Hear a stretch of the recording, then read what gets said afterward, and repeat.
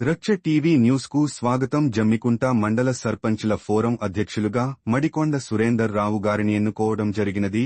వీరికి మద్దతుగా 11 మంది సర్పంచులు మద్దతు తెలిపారు.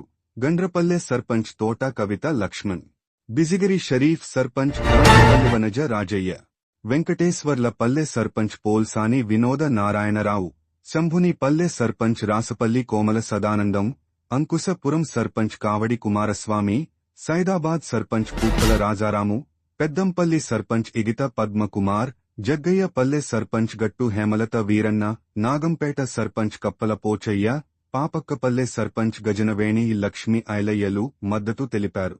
ఈ సందర్భంగా మాజీ municipal chairman Takkallapalli Rajeshwara Rao Rao, single window Konaguti Sampath, Madireddy Venkatareddy, Balmuri Subbarao, Thota Lakshman, మాజీ ఎంపీటీసీ రాజయ్య, పాలూరు నాయకులు శాలువా కప్పి ఘనంగా